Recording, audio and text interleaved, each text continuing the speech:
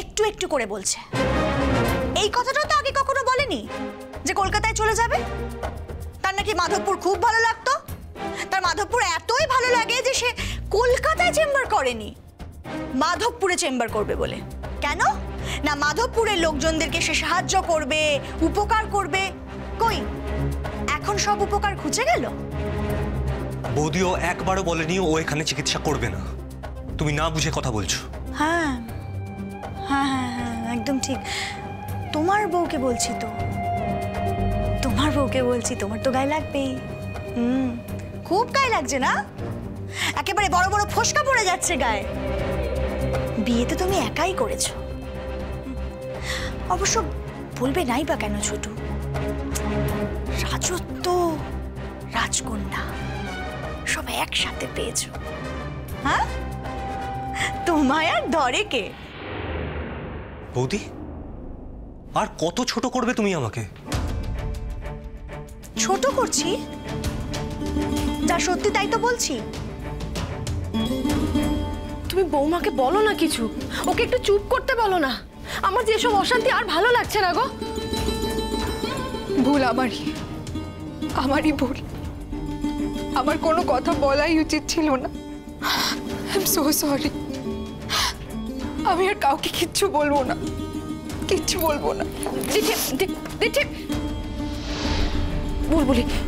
বুলবুলি ডাক গিয়ে ওকে। ছোট ডাক না ওকে।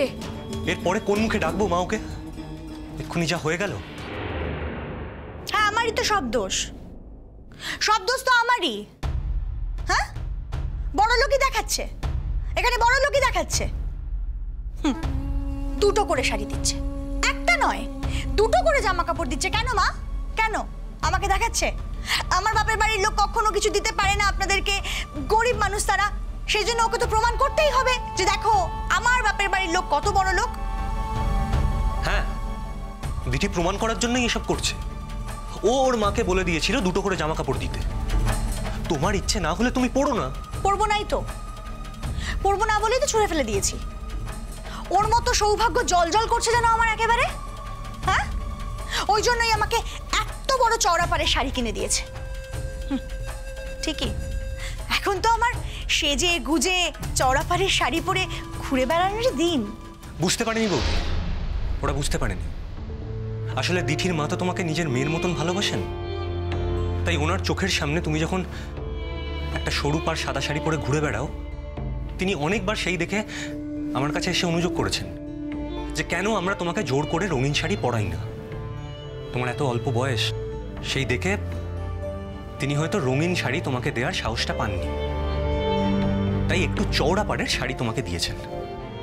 সেটা যদি এত বড় অপরাধ হয়ে থাকে তুমি শাড়িটা পরতে না, কিন্তু তাই বলে তুমি শাড়িটা দিঠির সামনে ওইভাবে ছুঁড়ে ফেলে দিতে পারলে? তোকে কতবার বলছি বুলবুলি, গিয়ে ডেকে আন না দিঠিকে, যা। ঠিক আছে, আমি রাখছি। দিঠিমা। ঠিক আছে ছোটু, আমার অন্যায় হয়ে গেছে গো, আমার অনেক বড় অন্যায় হয়ে গেছে। তোমার বউকে ডাকো, আমি হাত জোর করে পায়ে পড়ে ক্ষমা চেয়ে নেব। প্লিজ ডাকো ওকে। বৌদি, তুমি এইভাবে নিজেকে বদলে ফেলো না। আমরা অনেক দুঃখের পর এতদিনে একটু সুখের মুখ দেখেছি। সুখের মুখ তুমি দেখেছো, আর তাই তুমি স্বার্থপর হয়ে গেছো ছোট। অন্যদের যে দুঃখ আছে, জ্বালা যন্ত্রণা আছে, সেটা তুমি ভুলে যেতে চাইছো।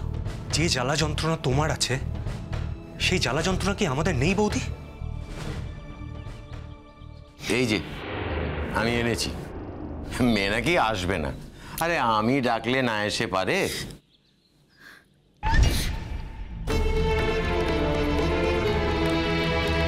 নাটক করছে, কাঁদছে। কাঁদার কি আছে? চোখের জল ফেলার কথা তো আমার। হ্যাঁ, চোখের জল ফেলতে ফেলতে তো আমার অন্ধ হয়ে যাওয়ার কথা। আমার চোখের জল শুকিয়ে গেছে। আমার ওপর থেকে কি গেছে, যে দুর্যোগ গেছে, সেটা কি কেউ কল্পনা করতে পারবে? হ্যাঁ, আর সেটা তো শুধুমাত্র এই পরিবারের জন্য, এই সংসারের জন্য, এই ভাইয়ের জন্য।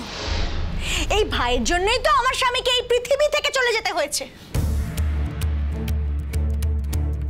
ছোটু, এই ছোটু, একদিন তো খুব অহংকার করে, খুব গর্ব করে বলেছিলে একদিন দেখে নেব আমার দাদার হত্যাকারীদের প্রতিশোধ নেব। কই কই ছোটু, এই কি প্রতিশোধ নিলে? কি প্রতিশোধ নিলে তুমি? হ্যাঁ, এখন তো বউ নিয়ে সুখের সাগরে ভাসছো, ভুলে গেলে না? আজকে ওই ওই তোমার দাদাটা, ওই তোমার দাদা তোমার জন্য চলে গেল, তোমার জন্য, তোমাকে বাঁচাতে গিয়ে, তোমাকে মানুষ করতে গিয়ে সেই মানুষটাই পৃথিবী ছেড়ে চলে গেল। মনে নেই না? বেঈমান কোথাকার, বেঈমান, বেঈমান। মা, বৌদি কি চাইছে? আমি চাকরি বাকরি ছেড়ে আবার ওই বিপজ্জনক জীবনে জড়িয়ে পড়ি? বৌদি কি চাইছে সেটা তোমার একমাত্র লক্ষ্য নয়। তোমার বাবা মা আছেন, তোমার বোন আছে, যার আর কিছুদিন বাদে বিয়ে দিতে হবে। তুমি বিয়ে করেছো, তোমার স্ত্রী আছে। তোমাকে ওই বিপজ্জনক পথে যেতে আমি কিছুতেই দেব না। তুমি আইনের পথে লড়াই করবে, আর আইনের পথটাই তোমার একমাত্র পথ ঐতিহ্য। তাতে তোমার বৌদি যাই মনে করুক, আমার কিচ্ছু করার নেই। এতে আমারও স্বার্থ জড়িত আছে। বাহ, কি সুন্দর। ছোট, তোমার তো টিচার এসে গেছে। কি করা উচিত, কি করা উচিত নয় সেসব শেখাচ্ছে। শিখে নাও, শিখে নাও, ভালো করে শিখে নাও। হ্যাঁ, শিখে নাও, ভালো করে ট্রেনিং নিয়ে নাও একেবারে। খবরদার, কারোর জন্য কিন্তু কিচ্ছু করবে না, কিচ্ছু করবে না কারোর জন্য। তোমার দাদা স্যাক্রিফাইস করেছিল বলেই তো পৃথিবী থেকে চলে গেছে। তাতে কি হয়েছে?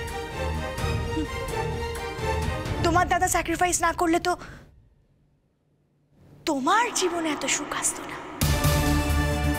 আজ যদি তোমার দাদা স্যাক্রিফাইস না করতো, যদি সেও তার ক্যারিয়ারের কথা ভাবতো, তার পড়াশোনার কথা ভাবতো, তাহলে তোমার জীবনে তো এই দিনটা আসতো না, তাই না ছোট? সেদিন তোমার দাদা তোমাকে লেখাপড়া শিখিয়েছিল বলেই আজ তুমি চাকরিটা পেয়েছো। তোমার দিঠির রোহিত আঙ্কেল কিন্তু তোমাকে চাকরিটা পাইয়ে দেয়নি।